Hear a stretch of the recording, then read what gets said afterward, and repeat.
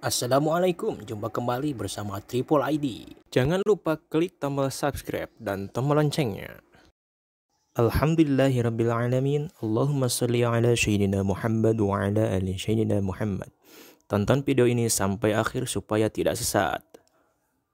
Sahabat yang dirahmati Allah, untuk menjadi seseorang yang dikategorikan golongan tertentu, tentu harus menempuh syarat-syarat yang harus dipenuhi terlebih dahulu, supaya keanggotaan di dalam golongan tersebut diakui atau yang biasa kita sebut dengan rukunnya.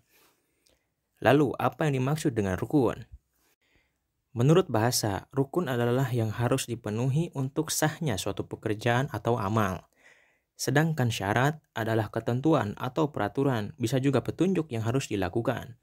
Maka dari itu, seseorang belum dikatakan muslim apabila belum menempuh 5 rukun Islam ini. Arkanul Islami khamsatun. Rukun Islam itu ada 5. 1. Mengucapkan 2 kalimat syahadat. 2 kalimat yang dimaksud adalah sebagai berikut. Asyhadu an la ilaha illallah wa asyhadu anna Muhammadar Rasulullah. Yang artinya, aku bersaksi tiada Tuhan selain Allah, dan aku bersaksi bahwa Nabi Muhammad SAW adalah utusan Allah. 2 kalimat syahadat ini adalah proses dibaiatnya seseorang ketika awal masuk agama Islam atau proses gerbang pertama sebelum menempuh rukun-rukun yang lainnya. Itulah sebabnya seseorang yang baru masuk Islam diwajibkan untuk mengucapkan 2 kalimat syahadat sebagai pernyataan telah masuk ke dalam agama Islam, dan juga sebagai bukti bahwa orang yang telah mengucapkan 2 kalimat syahadat telah menjadi bagian dari orang yang beriman. 2. Wa iqamus shalah. Rukun Islam kedua adalah mendirikan sholat. Sholat yang dimaksud di sini adalah sholat fardu 5 waktu yang dikerjakan dalam sehari semalam. Ibadah sholat yang menjadi rukun Islam kedua merupakan media ketundukan dan kepasrahan total seorang hamba, sehingga sholat dalam Islam difungsikan sebagai tiang agama. Sebagaimana sabda Rasulullah SAW, "As-salatu imaduddin, man aqamaha faqad aqamaddin, wa man hadamaha faqad hadamaddin." Sholat itu tiang agama. Barang siapa yang mendirikan sholat, maka ia telah menegakkan agama. Sebaliknya, barang siapa yang meninggalkannya, ia telah merobohkan agama. Hadis riwayat Baihaqi. Dan di dalam sholat juga terdapat 2 kalimat syahadat yang mana kita tetap membacanya dalam tasyahud awal dan tasyahud akhir. Bahkan, dalam keterangan lain juga mengatakan membedakan muslim atau tidaknya seseorang adalah dengan sholat. 3. Wa ita'uz zakah. Mengeluarkan zakat. Mengeluarkan zakat hukumnya wajib. Besarannya adalah beras atau makanan pokok seberat 2,5 kg atau 3,5 liter per jiwa. Bila memakai uang, tinggal dikonversikan saja dengan harga beras saat itu atau ikut aturan pemerintah karena biasanya ditetapkan langsung oleh Badan Amil Zakat.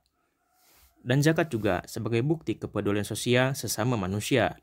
Jika difikirkan secara mendalam, mengeluarkan zakat itu bermakna suatu hal yang sifatnya menghimbau atau peka terhadap keadaan saudara-saudara kita di luar sana. Boleh jadi kita masih bisa makan, bahkan masih ada stok untuk hari esok, sedangkan orang lain masih banyak yang masih kekurangan dan kesusahan walaupun hanya sekedar untuk makan. 4. Wasaumu Ramadhana. Saum atau puasa di bulan Ramadan. Saum itu sendiri berasal dari bahasa Arab atau lebih kita kenal dengan puasa, yang artinya menahan. Dan bukan hanya sekedar menahan makan dan dahaga semata, melainkan termasuk menahan dari hawa nafsu yang buruk, termasuk menahan pekerjaan-pekerjaan yang dapat mengurangi nilai ganjaran puasa itu sendiri. Dan peran puasa menjadi suatu hal untuk mendidik para pelaksananya untuk menjadi pribadi yang lebih baik dari segi mental, mengendalikan amarah, terutama nafsu, dan juga melatih organ tubuh untuk menjadi tubuh yang lebih sehat. Sebagaimana sabda Nabi Muhammad SAW an Abi Hurairah radhiyallahu anhu, qala Rasulullah SAW, sumu tasihu. Dari Abu Hurairah radhiyallahu anhu, Rasulullah SAW bersabda, berpuasalah, niscaya kalian akan sehat. Hadis diriwayatkan At-Tabrani dalam Mu'jam Al-Awsat. 5. Wahijul baiti man istata'a ilaihi sabila. naik haji bagi yang mampu. Sebagaimana yang telah kita ketahui, melaksanakan haji bukan hanya memerlukan finansial yang cukup, bahkan termasuk ibadah fisik juga. Di Indonesia, saat ini masa tunggu untuk melaksanakan ibadah haji adalah 20 tahun mendatang. Silakan dikoreksi jika ada kesalahan informasi. Maka, kategori rukun Islam yang kelima ini yaitu bagi mereka yang telah mampu melaksanakannya khususnya dari segi finansialnya. Itu pun bukan berarti kita tak menghiraukan sama sekali, karena melihat besarnya biaya yang dikeluarkan.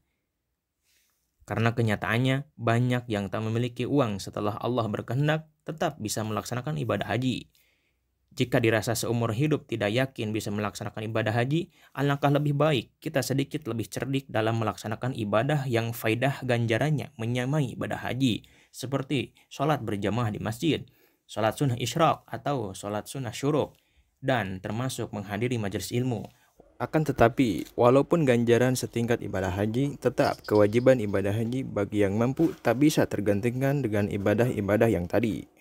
Wallahu a'lam bishawab.